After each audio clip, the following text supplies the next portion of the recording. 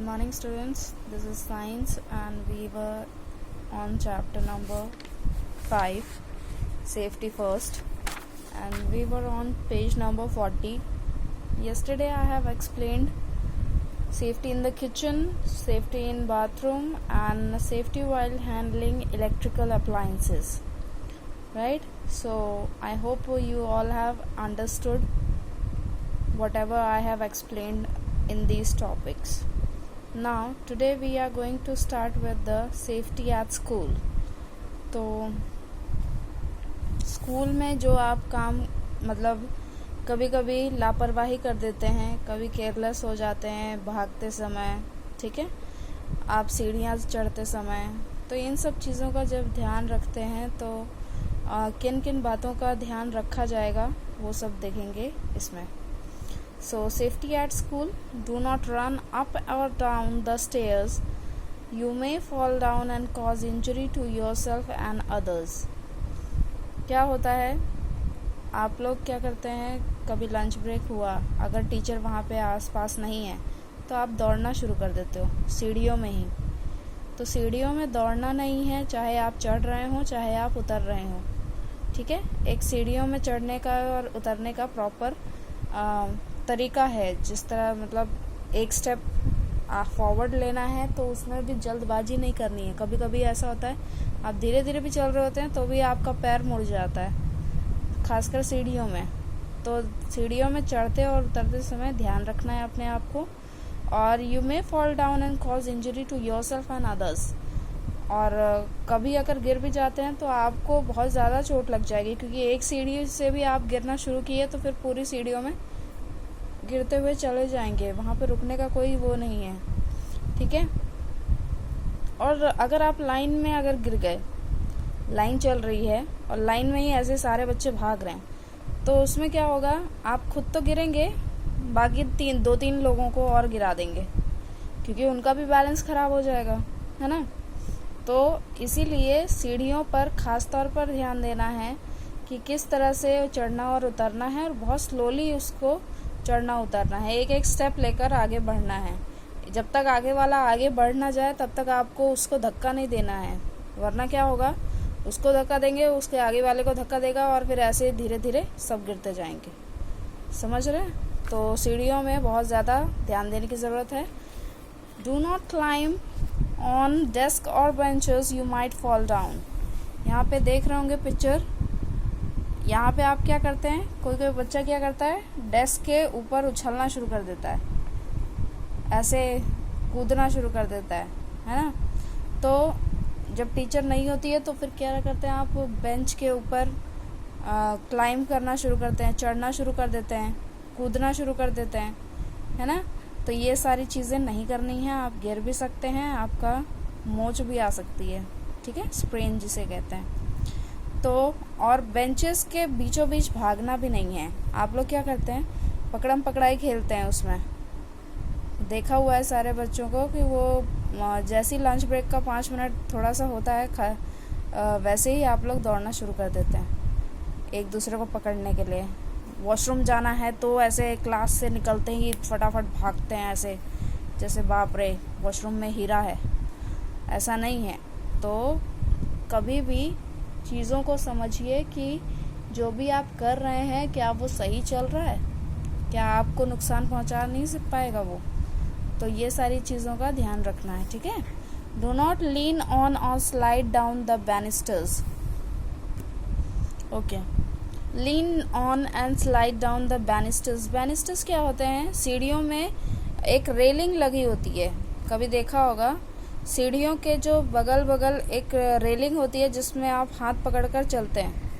तो उसमें क्या करते हैं बच्चे लोग के, उसी के ऊपर लेट के उतरते हैं सीढ़ियाँ, या फिर उस के ऊपर चढ़ जाते हैं और स्लाइड कर जाते हैं, है ना.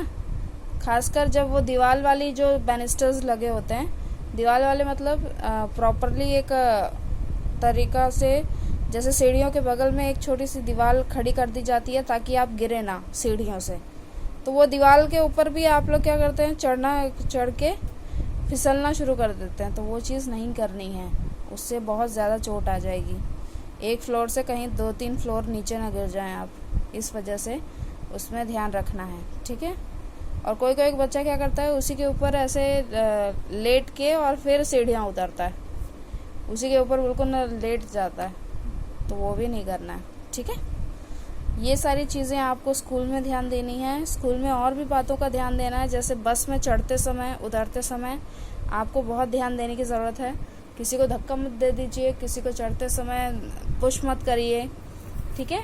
ये सारी चीज़ें ध्यान रखिए। लाइब्रेरी अगर जाते हैं तो लाइब्रेरी में प्रॉपरली किसी की चेयर मत खींच लीजिए। ये सारी जो चीज़ें हैं ये बहुत ज़्यादा इम्पॉर्टेंट है, ठीक है। और जब भी कभी प्लेग्राउंड में खेलते भी हैं तो फिर प्लेग्राउंड की बाद में बात करेंगे, स्कूल में के बारे में बात कर लेते हैं। तो स्कूल में अगर आप कैंटीन में हैं या कहीं पर भी हैं, वहाँ पे ध्यान दीजिए कि आप किसी को धक्का ना मारें।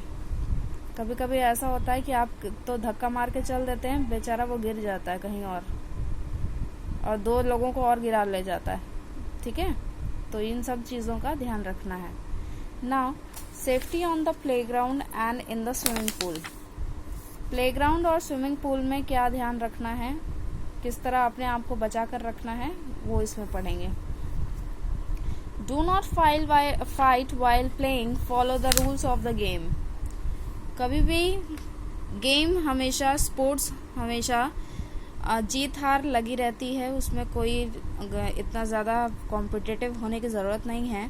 पढ़ाई में कॉम्पिटिटिव होना अच्छी बात है, लेकिन गेम में कॉम्पिटिटिव होना अच्छी बात नहीं है। गेम में हार जीत लगी रहती है, कोई जीतता है कोई हारता है, ठीक है। तो उसमें फाइट करने की ज़रूरत नहीं है कि तूने चीटिंग की है और ये सारी चीज़ें, ठीक है। तो रूल नहीं तोड़ दिया तूने, ये वो किया, तो वो सब झगड़े समझाए जा सकते हैं, उसमें लड़ने भिड़ने की ज़रूरत नहीं है, ठीक है। और हमेशा कोई भी गेम खेलते हैं तो सबसे पहले उसके रूल्स अच्छे से समझ लिए जाते हैं। दोनों टीम को अच्छे से समझाया जाता है कि क्या रूल्स हैं उस गेम के, तभी खेलिए, ठीक है, ताकि बाद में कोई कंफ्यूजन ना हो कि उसने चीटिंग की, इसने चीटिंग की और फिर लड़ाई हो जाए। तो कभी भी कोई भी गेम खेलना है तो पहले उसका रूल अच्छे से समझ लेना है। Do not play rough games, ठीक है। रफ गेम्स नहीं खेलने हैं। रफ गेम्स क्या होते हैं, जो ज़्यादा मारपीट वाले हैं और जिससे आपको बहुत ज़्यादा गहरी चोट आ सकती है। कोई कोई क्या करता है, आप लोग आपस में ही उठक पटक वाला खेल खेलते हैं, जैसे WWE। उसके आप लोग क्या करते हैं, मूव्स शुरू कर देते हैं, RKO देना, है ना। जॉन सेना जब पीटता है तो कैसे पीटता है, एक दूसरे को पकड़ के ऐसे मार रहे होते हैं। खासकर लड़के क्या करते हैं, प्लेग्राउंड पहुंचते ही थोड़े से अपना एक्शन को ही भूल जाते हैं कि वो कर क्या रहे हैं। एक दूसरे को उठा के पटकना, एक दूसरे की शर्ट खींच लेना, ये सब छोटी छोटी जो चीज़ें हैं, इन सब से काफ़ी लड़ाइयाँ हो सकती हैं और काफ़ी चोट भी आ सकती है। Also do not play with sharp and pointed object.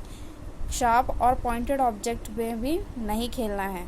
किसी के पास राउंडर होता है, ठीक है, किसी के पास स्केल होती है, किसी के पास पेंसिल होती है, इन सब से नहीं खेलना है। आप लोग पेन फाइटिंग जो खेलते हैं वो तो चलो बंद करके खेल रहे हो, लेकिन अगर कोई खोल के खेल रहा होता है तो पेन किसी के आँख में लग जाएगी, ठीक है। तो ये वो जो शार्प और पॉइंटेड चीज़ें हैं उनसे बिल्कुल नहीं खेलना है। खासकर राउंडर हो गया, ठीक है, उससे तो काफ़ी बच्चों को चोट लगी भी है। Always swim in the presence of an adult. हमेशा स्विमिंग पूल में कभी भी स्विमिंग करते हैं आप, आपकी एज में कोई ना कोई अडल्ट सामने होना चाहिए। जब तक अडल्ट सामने नहीं है आप स्विमिंग पूल में मत जाइए। Do not jump into the pool if you do not know swimming well. कभी भी पूल के अंदर मत जाइए जब तक आपको स्विमिंग अच्छे से नहीं आ जाती है। अगर आप अकेले जा रहे हैं तो पहले तो कोई अडल्ट साथ में होना चाहिए, खड़ा होना चाहिए वहाँ पे। और कभी भी किसी भी लेवल पे जंप मत कर दीजिएगा पूल के अंदर। पूल के अंदर भी अलग अलग तरीके के लेवल हैं, मतलब आप ऊपर, सबसे ऊपर जो लेवल होता है उसमें आप खड़े हो सकते हैं, फिर धीरे धीरे वो जो लेवल है वो नीचे की तरफ बढ़ता शुरू कर देता है, गहरा होता है, फिर और गहरा, फिर और गहरा, फिर और गहरा, फिर सबसे गहरा। समझ रहे हैं? तो वैसे ही गहराई में कहीं पर मत कूद जाइएगा स्विमिंग पूल में। इंस्ट्रक्टर के रूल्स को फॉलो करिए। इंस्ट्रक्टर स्विमिंग पूल में होता ही होता है और वो बताता है कि किस तरह से आपको स्विम करना है, ठीक है। पहले प्रॉपरली एक लेवल में आप तैरना सीख जाइए, फिर उसके बाद पूरे पूल में घूमिए, उसमें कोई डर नहीं है। फिर डू नॉट पुश और पुल एनीवन इनटू द पूल। किसी को धक्का देने की या फिर किसी को खींचने की ज़रूरत नहीं है पूल के अंदर, समझ रहे हैं? कोई खड़ा है, आपने उसको धक्का दे दिया, मजाक में तो धक्का दे दिया, लेकिन क्या आप जानते हैं कि उस आदमी को वो तैरना आता है या नहीं? तो उसकी जान भी जा सकती है और आप बचाने लायक की एज नहीं है आपकी, ठीक है।